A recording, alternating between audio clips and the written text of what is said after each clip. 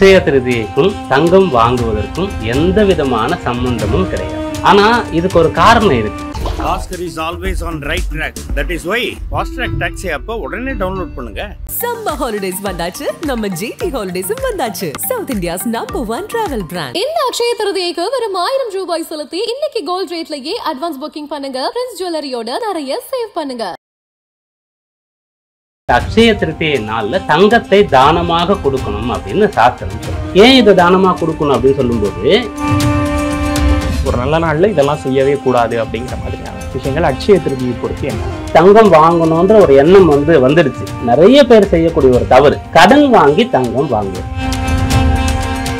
இந்த வருஷம் நமக்கு அதிர்ஷ்டவசமாக இன்னமும் ஒரு சிறப்பு சேர்ந்துருச்சு. அது என்னன்னு கேட்டா, 12 ஆண்டுக்கு ஒரு முறை வரக்கூடிய அக்ஷய திருதியை. இவ்வளவு நாட்கள் அக்ஷய திருதியில தங்கம் வாங்கி அதை சேமித்து வைத்திருக்கீங்க அப்படின்னு சொன்னா, இந்த ஆண்டு ஒரு சிறிய அளவுக்காவது தானம் கொடுத்தா அல்லது வேறு பொருட்கள் தான பொருட்களை கொடுக்கும் போது, அக்ஷய திருதியைக்கும் தங்கம் வாங்குவதற்கும் எந்த விதமான சம்பந்தமும் கிடையாது. ஆனா இதுக்கு ஒரு காரணம் இருக்கு. இந்த ரிஷப லக்னம் சொல்லக்கூடியது இதற்கு விசேஷமான ஒன்று. ஏன்னா அந்த லக்னத்திற்கு சுக்கிரன் அதிபதியா வர, அந்த இடத்துல சந்திரன் இருக்கிறதுனாலதான் இந்த அக்ஷய திருதியானது வருகிறது. இப்போ எல்லாருனாலையும் தங்கத்தை தானமா கொடுக்க முடியாது. அதெல்லாம் வேற என்ன மாதிரியான பொருட்கள் வாங்க இந்த நாள்ல வேற என்ன பண்ணலாம் அப்படின்னு கேட்டா. வணக்கம். இன்று நம்முடன் உதாரண ஜோதிடர் பீமராஜா ஐயர் அவர்கள் நம்மோடு இணைந்துள்ளார். வணக்கம். வணக்கம்.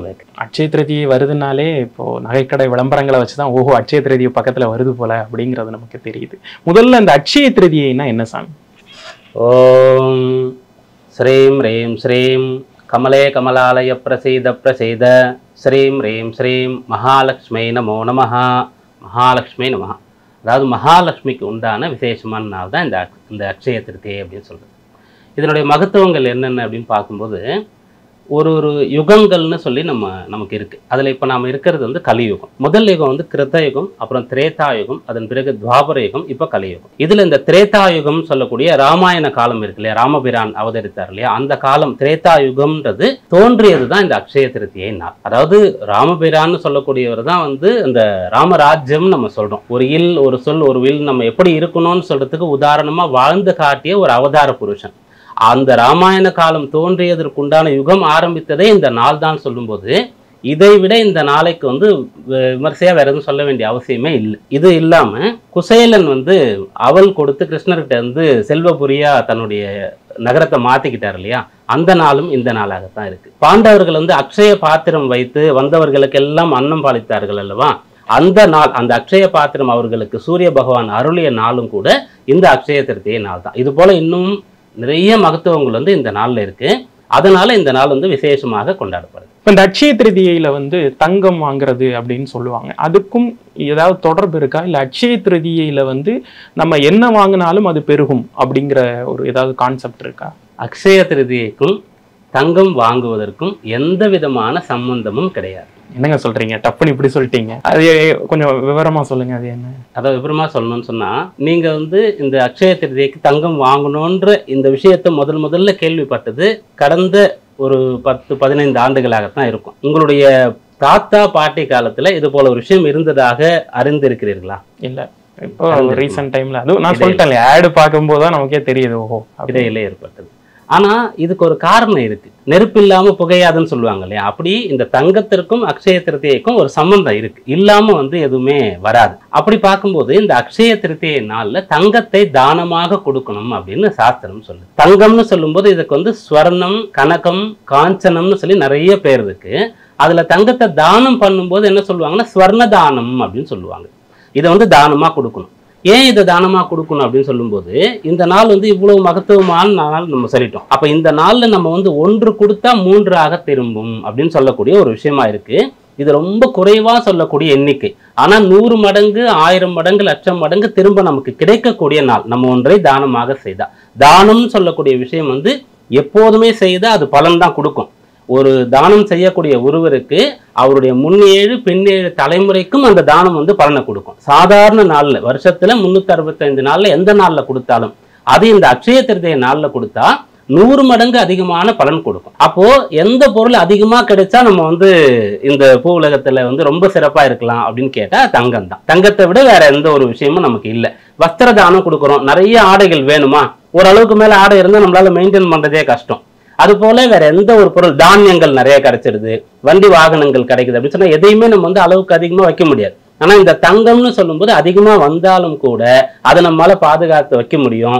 அது வந்து எந்த காலத்திற்கும் அதுக்கு வந்து அழிவுன்றதும் கிடையாது, சரிவுன்றதும் கிடையாது. அதனால இதை தானமா கொடுத்தா பல மடங்கு திரும்ப வரும்னு சொல்லி இந்த நாள்ல தங்கத்தை தானமா கொடுக்க சொல்லி. அப்ப தங்கத்தை வந்து தானமா தான் கொடுக்கணுமே தவிர நம்ம வாங்கி வச்சுக்கிறது ஏற்புடையது இல்லைன்றீங்க. இது வந்து இந்த கருத்துக்கு வந்து அப்படியே சரின்னு சொல்ல முடியாது. இப்போ நீங்க வந்து எனக்கு ஒரு பொருள் கொடுக்கணும் அப்படின்னு சொன்னா அந்த பொருள் உங்க கையில இருக்கணும் இல்லையா? இல்லாம நீங்க எப்படி தருவீங்க? அப்ப இருக்கணும்னா ஏற்கனவே நீங்க அதை வாங்கி இருக்கணும், அல்லது நீங்க அதை வந்து சேமிச்சு வச்சிருக்கணும், உங்களுக்கு வந்து தலைமுறையா அது வந்து இருக்கணும். அப்படி தங்கத்தை தானமா கொடுக்கணும்னு சொன்னா எல்லோரிடத்திலும் தானமா கொடுக்குற அளவுக்கு தங்கம் இருக்குமா? இருக்காது. அவர்களுடைய தேவைக்கு அணிந்து கொள்வதற்கான ஆபரணங்கள் இருக்கும்.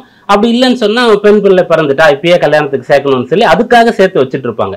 இது போக தானமா கொடுக்கணும்னு சொன்னா வாங்கி கொடுக்கணும். அதனால இந்த நாள்ல என்ன ஆச்சுன்னு சொன்னா தானம் கொடுக்கறதுக்காக வாங்குவாங்க. அப்ப கொஞ்ச நாள் அது என்ன ஆயிடுச்சுன்னு சொல்லும்போது இந்த பழமொழிகள் இந்த வாக்கியங்கள்லாம் நிறைய மாறி தவறான அர்த்தங்கள்லாம் நம்ம புரிஞ்சுக்கிறோம் இல்லையா? அது போல வாங்கி தானம் கொடுக்கணும். அதுல ஒரு பார்ட் வந்து இப்ப நம்ம செஞ்சுட்டு இருக்கோம், ரெண்டாவது பார்ட்டை விட்டு. இப்போ தங்கம் வாங்குறது அப்படிங்கிறது வந்து இப்ப இறைவனுக்கு வந்து சாத்துறதுக்காக நிறைய பேர் வந்து ஒரு சில நாட்களை எதிர்பார்த்து காத்திருப்பாங்க. இந்த ஒரு தங்க வேல் வந்து முருகருக்கு சாத்தணும், இல்ல ஒரு தங்க அங்கி வந்து இறைவனுக்கு சாத்தணும் அப்படின்னு சொல்லிட்டு ஏதாவது ஒரு வேண்டுதல் வச்சிருப்பாங்களா? அதெல்லாம் இந்த நாள்ல பண்ணலாமா? தாராளமாக செய்யலாம். இறைவனுக்கு செய்வதற்கு எந்த ஒரு நாளும் கிழமையும் பார்க்க வேண்டியதில்லை. அதான் நம்ம இடத்துல வாழ்க்கையாக சந்தேகம் கேட்கக்கூடிய அன்பர்கள் கூட நாங்கள் இந்த நாளில் கோயிலுக்கு போகலாமா, இப்போ வந்து பையன் வெளிநாட்டில் வந்திருக்கான், இப்போ வந்து குழந்தைங்களுக்கு லீவ் இருக்கு, இப்போ போகலாமா அப்படின்னு கேட்பாங்க. இல்லை கோயிலுக்கு போகிறதுக்கு ஒரு நல்ல நாள் பார்த்து சொல்லுங்க அப்படின்னு கேட்பாங்க. அது போல பார்க்க வேண்டிய அவசியமே இல்லை. ஆலயம் செல்வதற்கு அனுதினமும் அதற்கான யோக்கியத்தை உண்டு. எந்த ஒரு நாளும் இந்த நாள்ல போனாதான் விசேஷம், இந்த நாள்ல போகக்கூடாது அப்படின்னு எதுவுமே சொல்லப்படல. ஒரு குழந்தை வந்து தாயை நோக்கி போவதற்கு ஏதாவது நேரம் காலம் பார்க்கணுமா? அது போலதான் நாம கோயிலுக்கு போறதுக்கு அந்த சுவாமிக்கு வந்து இது போன்ற காரியங்களை செய்யறதுக்கு எதுவும் பார்க்க வேண்டாம். இந்த நாள்ல கொடுக்கணும்ன்ற எண்ணம் வந்து கொடுத்தா நல்லதுதான். செல்வ வளம் பெறுகிறதுக்கு மகாலட்சுமி தேவியுடைய அனுகிரகம் அப்படிங்கிறது ரொம்ப முக்கியம். அப்ப இந்த நாள் வந்து மகாலட்சுமிக்கு ரொம்ப உகந்த நாள் அப்படிங்கிறப்ப என்னென்ன மாதிரியான பூஜைகள்லாம் வீட்டுல செய்யணும்? இந்த நாள்ல வந்து பூஜை அப்படின்னு சொல்லும்போது லக்ஷ்மி நாராயண பூஜை அப்படின்னு சொல்லக்கூடியது ரொம்ப விசேஷமான ஒன்று. அதை வந்து இந்த நாள்ல செய்யலாம். அதையும் கூட நம்ம என்ன பண்ணிட்டோம் சொன்னா லக்ஷ்மி குபேர பூஜையாகத்தான் செய்து கொண்டே இருக்கிறோம். லக்ஷ்மி நாராயணர் அப்படின்னு சொன்னா அந்த இடத்துல வந்து இந்த தம்பதிகளா இருக்கிறாங்க. நம்முடைய அம்மை அப்பனாக அவங்க தாயார்னு சொல்லுவாங்க. அந்த லக்ஷ்மி தேவி வந்து தாயார் சன்னதி அப்படின்னு சொல்லுவாங்க. பெருமாளை வந்து என்னோட அப்பன்னு சொல்லுவாங்க. அப்படியாக அவர்களுக்கு பூஜை செய்யணும். அதன் பிறகு லக்ஷ்மி குபேர பூஜையும் கூட செய்யலாம். ஆனா லக்ஷ்மி குபேர பூஜை தான் சிறப்பு அப்படின்றது அர்த்தம் இல்லை. இந்த குபேரன் கிட்ட சங்கநிதி பதுமநிதின்னு சொல்லக்கூடிய இந்த செல்வத்திற்கு அதிபதியா இருக்கார். ஆனா இந்த குபேரன் கூட ஒரு நோயாளி. இது வந்து நம்ம எல்லாரும் நிறைய பேருக்கு தெரியாது. ஒரு செல்வ சீமானா இருக்காரு, அவர் எப்படி நோயாளியா இருப்பார் அப்படின்னு நம்ம கேட்போம். அஷ்ட கஜங்கள், அஷ்ட திக்குகள், அஷ்ட செல்வங்கள்னு சொல்லக்கூடியது இருக்கு. ஒவ்வொரு திக்குக்கும் வந்து ஒவ்வொரு தேவர்களை வந்து அதிபதியா ஆக்குறாங்க. கிழக்கு திக்குக்கு வந்து இந்திரன், தென்கிழக்குக்கு வந்து அக்னி பகவான தேவதையா ஆக்குறாங்க. தெற்குக்கு யம தர்மராஜா. பொதுவா அவர் வந்து யமன்னு எப்பயுமே சொல்லக்கூடாது, சொன்னாலே தோஷம் வரும். அவரை சொல்லும் போது தர்மராஜான்ற வார்த்தையை சேர்த்துதான் சொல்லணும். அது இந்த இடத்துல நான் பதிவு பண்றேன். அதாவது தெற்கு திக்குக்கு யம தர்மராஜா, தென்மேற்குக்கு நிருதின்னு சொல்லக்கூடிய ஒரு தேவதை. இது வந்து அசுர தேவதை, ராட்சச தேவதையாக இருக்கும். அதன் பிறகு மேற்குக்கு வந்து வருணன் அப்படின்னு சொல்லக்கூடிய ஒரு தேவதை, வடமேற்குக்கு வாயுன்னு சொல்லக்கூடிய ஒரு தேவதை. அந்த வாயு தான் பிராணவாயுவா நம்ம சுவாசிச்சுட்டு நம்ம இருக்கோம், நம்முடைய உயிருக்கு ஆதாரமா இருக்கக்கூடியது. பிறகு இந்த வடக்குக்கு வந்து குபேரன் சொல்லக்கூடிய ஒரு தேவதை, வடகிழக்குக்கு ஈசான்யன்னு சொல்லுது. இதுல இந்த வடக்குக்கு தான் இந்த குபேரன் சொல்லக்கூடிய ஒருத்தரை வந்து நியமிச்சிருக்காங்க. இப்போ வந்து ஒரு எலெக்ஷன் முடிஞ்சு வெற்றி பெறக்கூடியவர்கள் வந்து அந்த மினிஸ்ட்ரி ஃபார்ம் பண்ணுவாங்க இல்லையா? அப்படி இந்த வடக்கு திக்குக்கு குபேரன் அதிபதி, செல்வத்தை நீ பார்த்து கொள்ளுன்னு சொல்லிட்டு. ஏன் அவரை கொடுத்தாங்கன்னு சொன்னா அவர் வந்து நோயாளியா இருக்கார், உடல் வந்து ஆரோக்கியமற்றவர், அவரால் அந்த செல்வத்தை அனுபவிக்க முடியாது. அப்போ அதை காத்து கொண்டிருப்பார் அல்லது யாருக்காவது கொடுப்பார். இப்போ உங்ககிட்ட ஒரு ஸ்வீட் இருக்கு, நான் வாங்கிட்டு வந்து கொடுக்குறேன், உங்க பார்க்க வந்திருக்கேன்னு சொன்னா உங்களுக்கு சுகர் இருந்தா என்ன பண்ணுவீங்கன்னா அப்படியே வச்சிருந்து யாருக்காக கொடுத்துருவீங்க. இல்லைன்னு சொன்னா நீங்க சாப்பிடுவீங்க. அப்ப என்ன பண்ணிருக்காங்கன்னு சொன்னா இவர்கிட்ட கொடுத்தாதான் இது மற்றவங்களுக்கு போகும், அல்லது இவர் அதை வந்து தேவையில்லாம செலவு பண்ணி ஊழல் எல்லாம் பண்ண மாட்டாருன்னு சொல்லிட்டு. அதனால இந்த குபேரன் சொல்லக்கூடிய ஒருவர் வந்துட்டு இதை காப்பாற்றக்கூடிய பொறுப்பை தான் வகிக்கிறார். அதை கொடுக்கக்கூடிய பொறுப்பை வகிக்கக்கூடியது லக்ஷ்மி தேவி தான். அதனால லக்ஷ்மி நாராயணருடைய பூஜையை வந்து இந்த நாள்ல செய்யணும். அதுல என்னென்ன விஷயங்கள் இருக்கு, ஸ்லோகங்கள் சொல்லணுமா, என்ன மாதிரி? அதாவது லக்ஷ்மி பூஜை அப்படின்னு சொன்னாலே இந்த லக்ஷ்மி சகஸ்ரநாமம் அப்படின்னு சொல்லக்கூடியது இருக்கு, லக்ஷ்மி அஷ்டோத்திரம்னு சொல்லக்கூடியது இருக்கு. அதாவது சகஸ்ரநாமம் சொன்னா 1000 பெயர்கள்னு அர்த்தம், அஷ்டோத்திரம் சொன்னா 100 108 பெயர்னு அர்த்தம். லட்சார்ச்சனை கூட இருக்கு, லட்சம் முறை கூட அவங்களுடைய பேரை நம்ம சொல்லலாம். இதெல்லாம் தெரிந்தவர்கள் சொல்லலாம். அப்படி இல்லைன்னு சொன்னா போற்றின்னு சொல்லி எளிமையாக இருக்கும். தமிழிலேயே இறைவனை மிக சிறப்பாக வழிபடுவதற்குண்டான எல்லா தெய்வங்களுக்குமான பூஜையும் நமக்கு இருக்கு.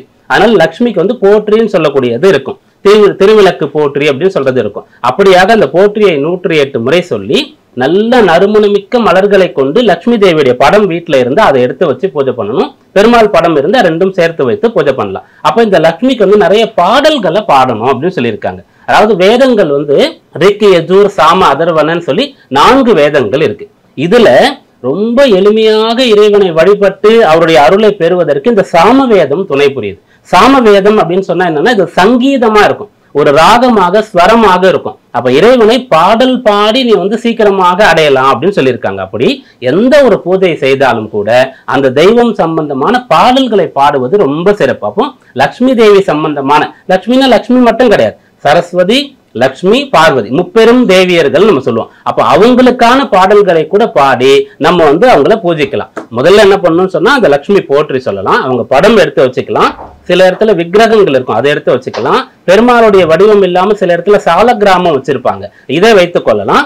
வைத்து அதற்கு வந்து முதல்ல அபிஷேகம், அதாவது விக்கிரகம் இருந்தா, இல்ல படம் மட்டும் பிரதிமைன்னு சொல்லுவோம், சித்திரப்படம்னு சொல்லுவோம், அந்த படம் வைத்து இந்த நல்ல நறுமணமிக்க மலர்களை கொண்டு 108 முறை போற்றி சொல்லி பூஜை. அதன் பிறகு ஒரு நைவேத்தியம் என்ன பண்ணணும்னு சொன்னா இனிப்பு நைவேத்தியம் பண்ணணும். அதாவது இனிப்பு, காரம், புளிப்புன்னு சொல்லி 6 சுவைகள் இருக்குது இல்லையா, அதுல என்னென்ன தெய்வத்திற்கு என்னென்ன பூஜைக்கு என்னென்ன சுவை சார்ந்த நைவேத்தியம் பண்ணணும்ன்றது சொல்லப்பட்டிருக்கு.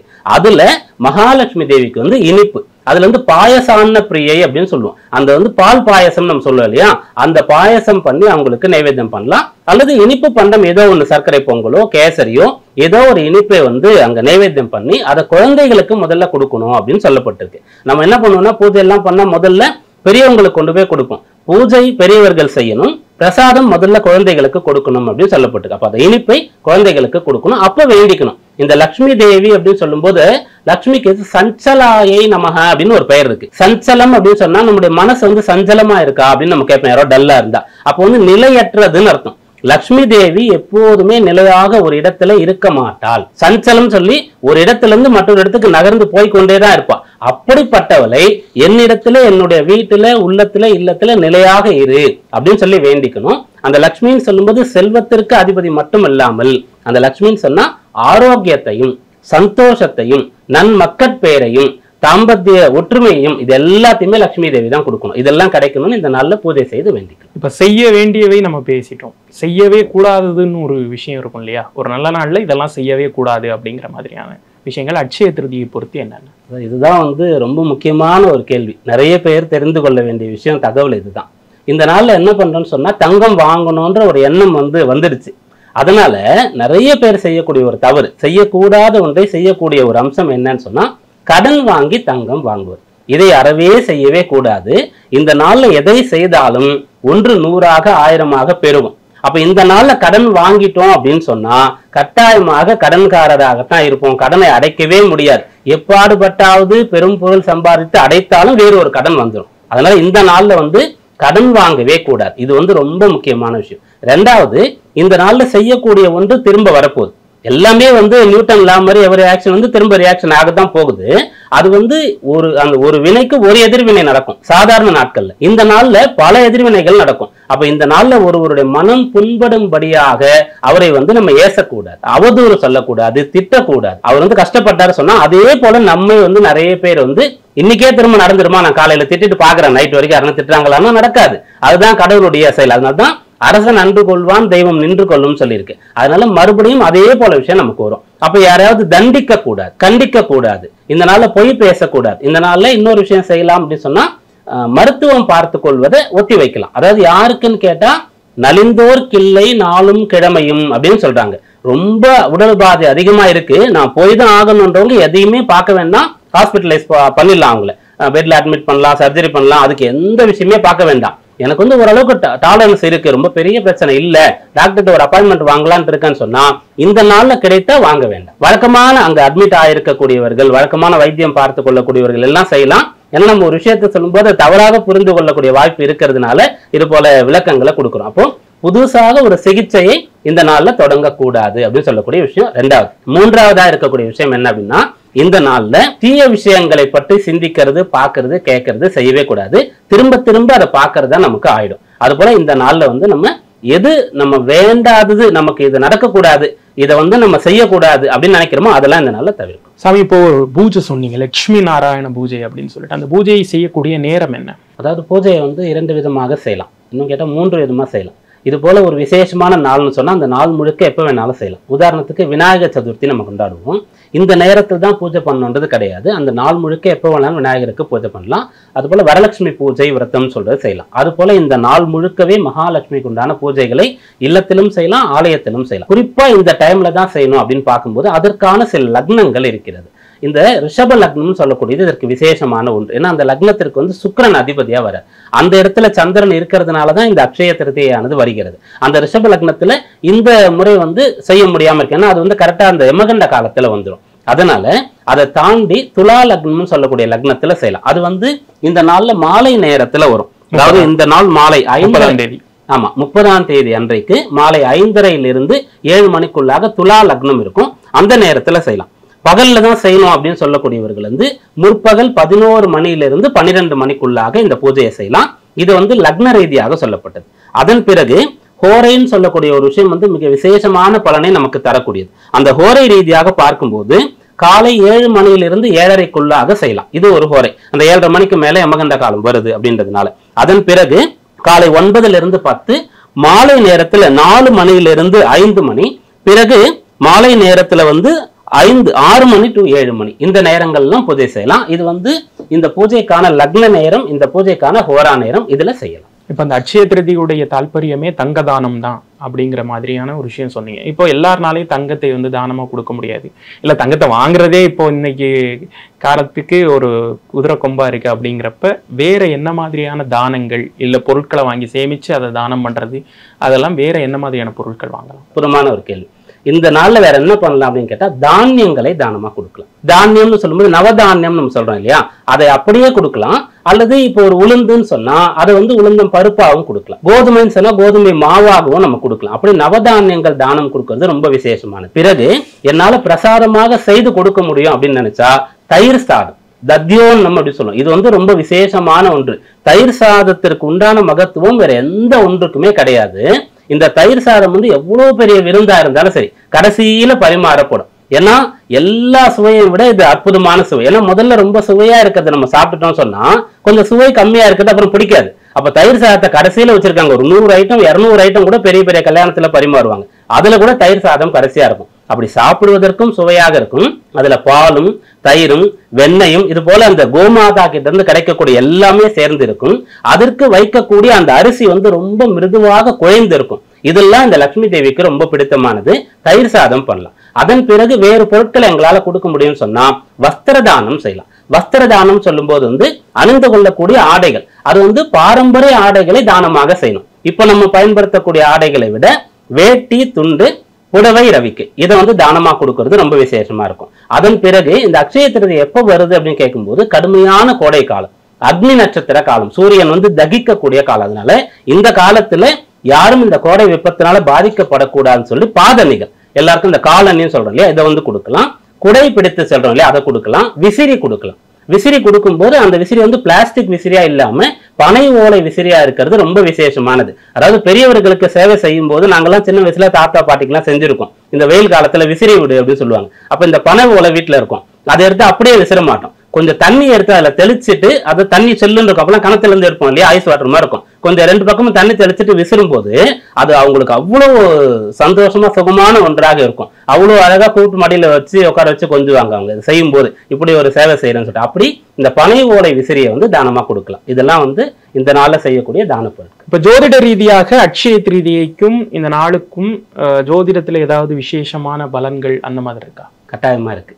அதாவது ஜோதிடம் சொன்னா நவ கிரகங்கள், இதுல தலையாய கிரகம் யாரு அப்படின்னு கேட்டா சூரிய பகவான். இவரிடத்துல இருந்தா எல்லா கிரகங்களுக்கும் சக்தி கிடைக்குது. இவரால் தான் கிரகங்கள் இயங்குது. சோலார் சிஸ்டத்தினுடைய நாயகன் அவர் தான். அந்த சூரியன் உச்சமா இருக்கக்கூடியது இந்த அக்ஷய திருதியை வரக்கூடிய காலம் சித்திரை மாதம். இதன் பிறகு சூரியனை கருத்து யார் அப்படின்னு கேட்டா அப்பான்னு சொல்லிட்டேன். அப்பாவுக்கு அப்புறம் யாருன்னு கேட்டா அம்மா. அப்போ அம்மான்னு சொல்லும்போது மாத்ருகாரகன் மனோகாரகன் சொல்லக்கூடிய சந்திரன் அவரும் உச்சமாக இருப்பார். அதாவது ரிஷப ராசியில சந்திரன் சஞ்சரிப்பார். அதனால இந்த 2 கிரகங்கள் உச்சமா இருக்கும். அதுல இன்னொரு விசேஷம் என்னன்னு சொன்னா சந்திரன் உச்சமா இருக்கணும்னு சொன்னா ரிஷப ராசிக்கு வரணும்.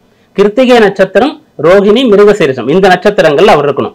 அதுல சந்திரன் வந்து உச்சமா இருக்கும்போது தன்னுடைய நட்சத்திரத்திலேயே அதாவது ரோகிணி நட்சத்திரத்துல அவர் இருக்கக்கூடிய காலம் வந்து அக்ஷய திருதியா வரும். இது வந்து ஒவ்வொரு ஆண்டும் நடக்கும். இந்த சூரிய சந்திரால் 2 பேருமே உச்சமா இருக்கக்கூடிய காலத்துலதான் அந்த அக்ஷய திருதியன்னு வரும். சித்திரை மாதத்தினுடைய அமாவாசைக்கு அடுத்து வரக்கூடிய 3வது நாள், திருத்தியை அப்படின்னு சொன்னா 3வது நாள் அப்படின்றது அர்த்தம். இது வந்து ஒவ்வொரு ஆண்டிலும் நடக்கிறது. 2வது இந்த திருத்தியைன்னு சொல்றோம் இல்லையா, இது வந்து இந்த சித்திரை மாதத்துல வரக்கூடிய அமாவாசைக்கு அடுத்து வரக்கூடிய அக்ஷய திருத்தியை மட்டும் கிடையாது. இது போல ஒவ்வொரு திருத்தியை அன்றைக்கும் ஒரு விசேஷமான வைபவம் இருக்கும். அது நிறைய விஷயங்கள் வந்து இப்போ நிறைய பேருக்கு தெரியாம இருக்கும், முன்னாடி ஃபாலோ பண்ணிட்டு இருந்தது. அது போல அடுத்து வரக்கூடிய வைகாசி மாசத்துல ரம்பா திருத்தியை அப்படின்னு வரும். அதன் பிறகு நிறைய மாதங்கள்ல நிறைய அமிர்த லட்சுமி விரதம், ஸ்வர்ண கௌரி விரதம் அப்படின்னு சொல்லி நிறைய விரதங்கள், நிறைய விசேஷங்கள், குறிப்பாக அம்பிகைக்கு செய்யக்கூடிய வழிபாடு விசேஷங்கள் இந்த திருத்தியை அன்றைக்கு வரும். இது ஒன்று.